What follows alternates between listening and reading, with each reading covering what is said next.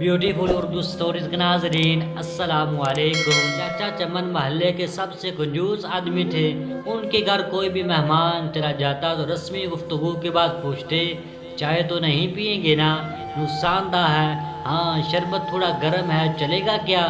Cake biscuit वाली दुकान अभी बंद पड़ी है, क्या करूँ? समोसे वाला तो अभी तेल गर्म कर रहा है, काफ़ी वक्त लगेगा, आप कहाँ इतनी देर बैठेंगे, वगैरह वगैरह। मेहमान बेचारा ये सुन कर शर्मिंदा हो जाता।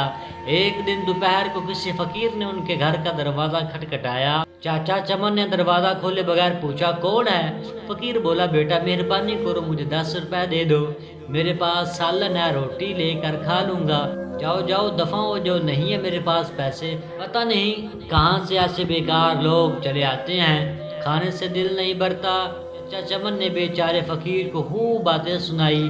फ़कीर मायूस हो गया। आखिर उसकी ज़ुबान से बद्दुआ निकली, अल्लाह तुझे हमेशा खाने से दूर रखे, तू भी कुछ ना खा सके। इतना कहकर वो चला गया।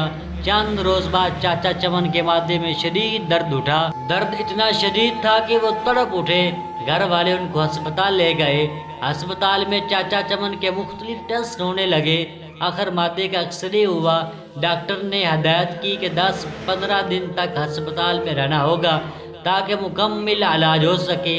अस्पताल से घर वापस आए तो कमज़ोरी से नढाल थे, बहुत बुरा हाल था, कोई चीज़ हजम ना होती, दही भी खाते तो उल्टी हो जाती। डॉक्टर के पास जाते तो वो कहता बदपरहेज़ी की है, टेस्ट करवाते तो सब ठीक आता। बाकायदगी से इस्तेमाल करने के बावजूद तबीयत सुलझने में नहीं आ रही थी, रंग पीला पड़ गया था, थोड़ा सा खाने पर भी उल्टी हो जाती। चाचा चमन की रातों की नींद उड़ चुकी थी, उनको मौत का खौफ होने लगा। एक रात सोचते सोचते उन्हें नींद आ गई। ख्वाब में देखा कि पुलाव की देग के करीब बैठे हैं और सबको चावल बांट रहे हैं। सुबह उठकर चाचा चमन ने घर वालों को अपना ख्वाब सुनाया। उन्होंने मशवरा दिया कि गरीबों को खाना खिलाएं। चाचा चमन ने खैर बावर्ची को बुलवाया और उससे पूछा, बेटा पुलाव के 10 किलो वाली देग पर कितना खर्च आ जाएगा? बावर्ची ने खर्च बताया। चाचा चमन 10 किलो की देग पर होने वाले खर्च का सुनकर बड़े परेशान हुए, लेकिन फिर सोचा कि शायद खैरात करने से मैं ठीक हो जाऊं। उन्होंने इतवार की एक दोपहर को मुश्किल से इस मरहले को तय कर लिया। महल्ले के नौजवानों की मदद से महल्लेदारों और गरीब गुरबा में चावल की तकसीम हुई।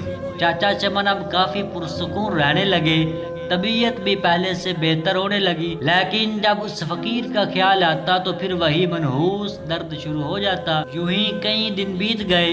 एक शाम को किसी फकीर की आवाज़ आई, अल्लाह के नाम पर कुछ दे दो बाबा। चाचा चमन भाग कर बाहर आए। वही फकीर खड़ा था जिसने उन्हें बद्दुआ दी थी।